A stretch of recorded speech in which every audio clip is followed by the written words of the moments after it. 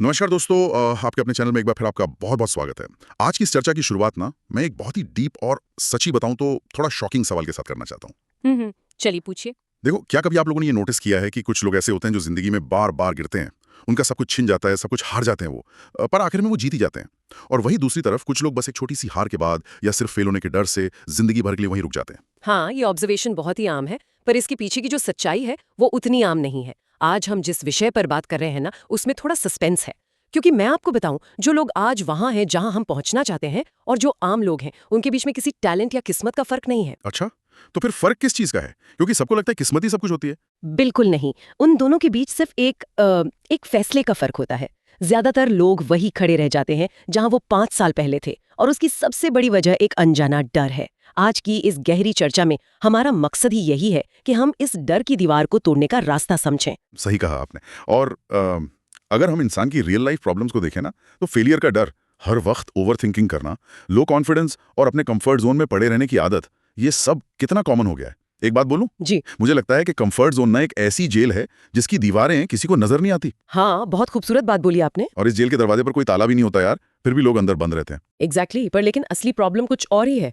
और यही बात ज्यादातर लोग समझ ही नहीं पाते हैं। लोग क्या करते हैं कि वो अपने आप को ब्लेम करते हैं। उन्हें लगता है कि उनमें हिम्मत नहीं है या वो डरपोक है।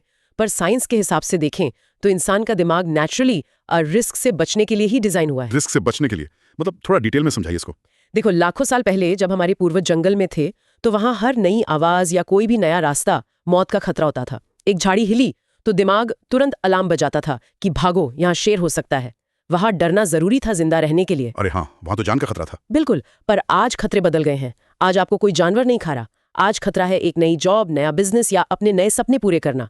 पर दिमाग का वो पुराना अलार्म, वो आज भी वही लाइफ और डेथ वाला सिग्नल देता है। वेट, एक सेकंड। अगर ऐसा है तो क्या इसका मतलब ये हुआ कि हमारा अपना दिमाग ही हमारा सबसे बड़ा दुश्मन बन गया आज के टाइम में? क्योंकि हमारी ग्रोथ तो रोक रहा है ना वो। दुश्मन कहना थोड़ा गलत होगा। ये एक ओवर प्रोटेक्टिव बॉडीगार्ड की तरह है। दिमाग के अंदर चलने वाली इस जंग को न्यूरोसाइंस में एमिगडाला हाईजैक कहते हैं। जब भी कोई बड़ा मौका आता है आपकी लाइफ में, तो दिमाग का एमिगडाला हिस्सा तुरंत डेंजर का सिग्नल भेजता है। अच्छा, तो ये फिजिकली फील होता है क्या हमें? हाँ बिल्कुल। आपने नोटिस किया होगा, जब आप स्टेज पर जाते हैं या कोई बड़ा डिसीजन लेते हैं, तो अचानक दिल धड़कने लगता है, पसीना आने लगता है। दिमाग में हजारों नेगेटिव बातें आती हैं कि यार लोग क्या कहेंगे, पैसे डूब गए तो क्या होगा। और ये सब एक सेकंड से भी कम वक्त में होता है। एमिगडाला आपके पूरे सिस्टम को हाईजैक कर लेता है। बाप रे, एक सेकंड से भी कम वक्त में? तो मतलब हमारा जो लॉजिकल ब्रेन है वो तो वैसे ही हार गया ना। क्योंकि मैंने पढ़ा है कि दिमाग में एक प्रीफ्रंटल कॉर्टेक्स भी होता है जो लॉजिक और रिस्क को समझता है। पर अगर ये एमिगडाला इतनी जल्दी अटैक करता है तो प्रीफ्रंटल कॉर्टेक्स बेचारा क्या करेगा? ये तो वही बात हो गई कि रोज सुबह एक ऐसी जंग होती है जो किसी बाहरी दुश्मन से नहीं बल्कि हमारी खुद से ही हो रही है। सही पकड़ा आपने। पर फर्क यहाँ आता है कि जो दुनिया के सबसे सक्सेसफुल लोग हैं, जैसे इलॉन मास्क या स्टीव जॉब्स, जब उन्होंने अपना सब कुछ दांव पर लगाया था ना, तो क्या उनका एमिगडाला ट्रिगर नहीं हुआ होगा? मुझे तो लगता है उन्हें भी डर लगता ही होगा।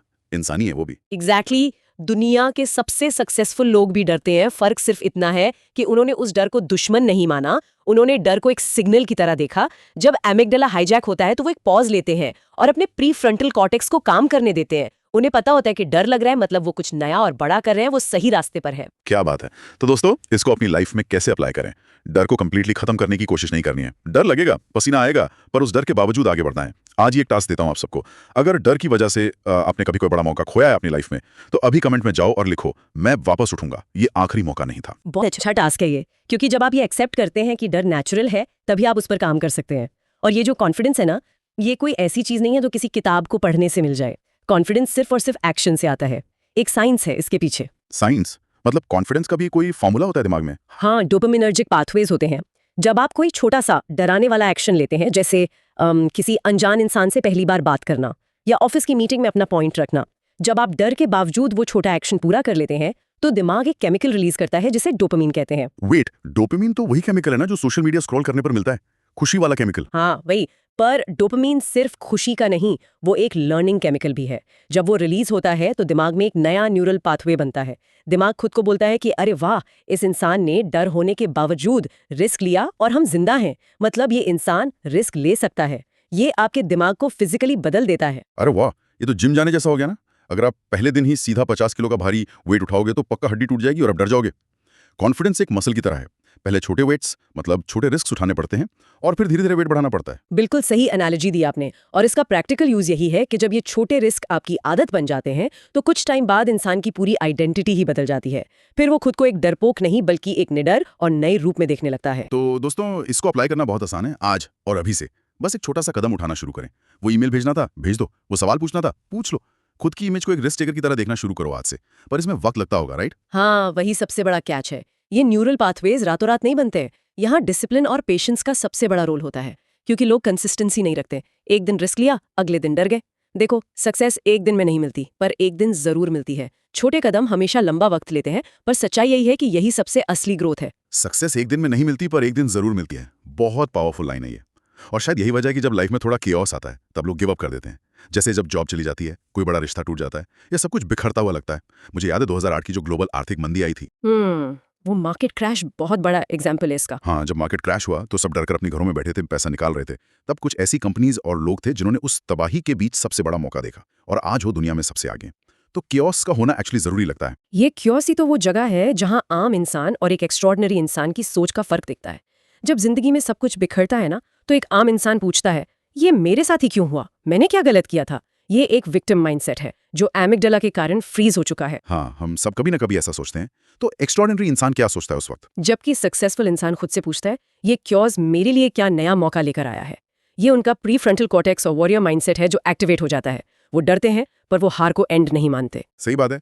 एक बॉक्सर और एक एंटरप्रेन्योर की कहानी हमेशा सेम ही होती है। जब सब कुछ दांव पर लगा हो, जब सामने कोई उम्मीद न दिख रही हो और लग रहा हो कि बस अब हार मिलने वाली है, उस ब्रेकिंग पॉइंट पर ही तो कहानी बदलती है।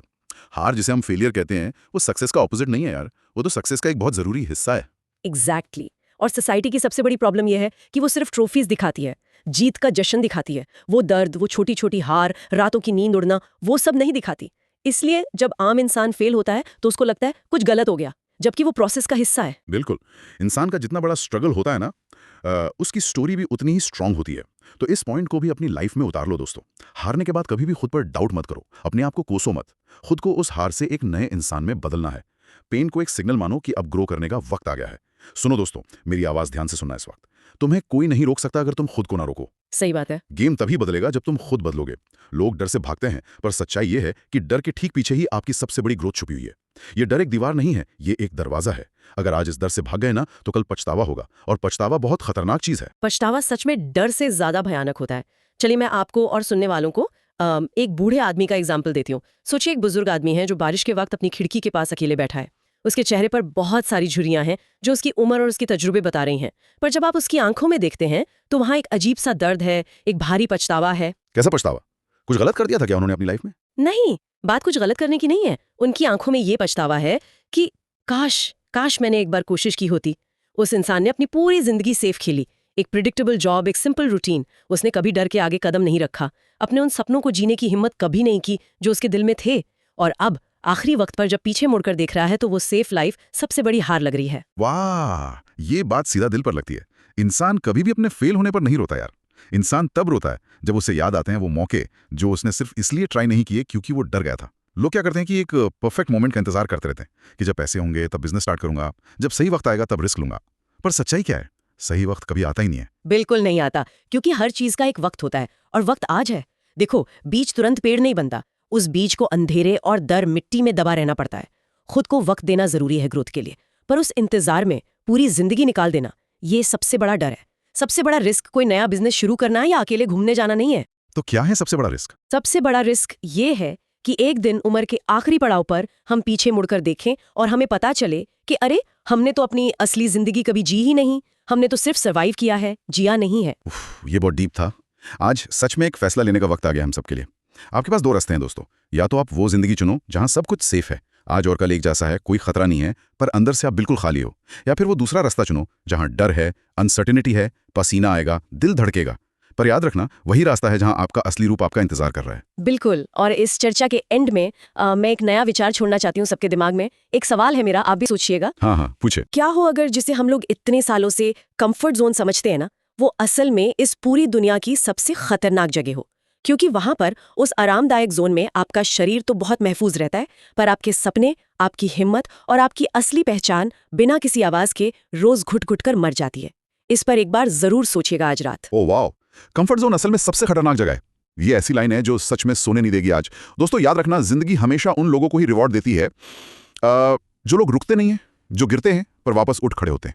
अगर आज की ये बातें आपके दिल को थोड़ा सा भी टच करती हैं, अगर इन शब्दों ने आपके अंदर की उस सोई हुई आग को जगाया है, तो इस चर्चा को एक लाइक जरूर करें। और हाँ, कमेंट में आज सिर्फ एक वर्ड लिखिए, स्टार्ट। लिखकर बताइए अगर आज और अभी से आप अपनी लाइफ को कंप्लीटली चेंज करने का फैसला ले रहे हैं।